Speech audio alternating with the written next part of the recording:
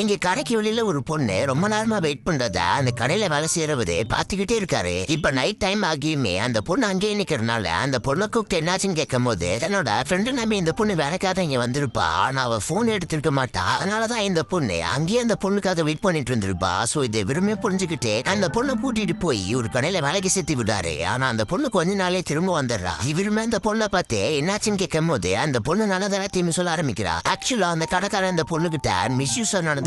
அது தெரிஞ்சு ஒரு பயங்கரமா கோவப்பட்டு அவன் கடைக்குள்ள போய் அவனை பயங்கரமா அடிக்க ஆரம்பிக்கிறாரு. அதுக்கப்புறம் இந்த பொண்ணுமே இவரோட வீட்டுல தங்கிக்கலாமான்னு கேக்குறா. அதுக்கு இவருமே ஓகே சொல்லிடுறாரு. இப்படியே அந்த பொண்ணுமே இவர் வீட்டையே எக்ஸாமுக்காக படிக்க ஆரம்பிக்கிறா. அப்படி திடீர்னு ஒரு நாள் அந்த பொண்ணு பாந்தி எடுப்பா. அப்ப இவருமே என்னன்னு கேட்கும் போது அந்த பொண்ணு பிரெக்னண்டா இருக்க விஷயத்த சொல்றா. ஆக்சுவலா இந்த பொண்ணோட ஹஸ்பண்ட் ரொம்ப கெட்டவனா இருக்கனால அவனை விட்டுட்டு வெளியில வந்திருப்பா. இப்ப இந்த பொண்ணுமே அந்த குழந்தைய அழிக்கிறதுக்காக ஒரு பாட்டி கிட்ட போய் ஒரு மருந்து சாப்பிட போகும்போது திடீர்னு இவருமே அதை வந்து அந்த மருந்து தட்டி விட்டுட்டு அந்த பொண்ணை பார்த்து நான் தான் யாருமே இல்லாம அனதியா இருக்கேன், அவனுக்கு கடவுள் கொடுத்தவரா இதேன், கண்டிப்பா நீ இந்த பொண்ணு வளர்த்தி ஆகணும் அப்படின்னு சொல்றாரு. அந்த பொண்ணு பிறந்தாண்டா இருக்கனால அந்த பொண்ணோட வேலை எல்லாமே இப்படி செய்ய ஆரம்பிக்கிறாரு. அந்த பொண்ணோட ட்ரெஸ்ஸை கூட இவர் தான் வாஷ் பண்ணுவாரு. இப்படியே ஒரு கடையில வேலை பார்த்துட்டு இருக்கும் போது இவருக்கு ஒரு போன் வருது. என்னன்னு பார்த்தா அந்த பொண்ணு பிரசவலியில இருக்காங்கன்னு சொல்றாங்க.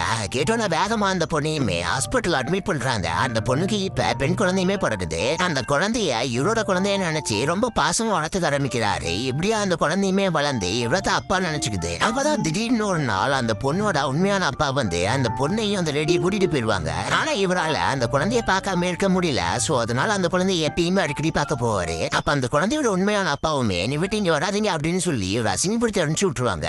இவருமே ரொம்ப கஷ்டத்தோட அங்கிருந்து கிளம்பி போயிருவாரு.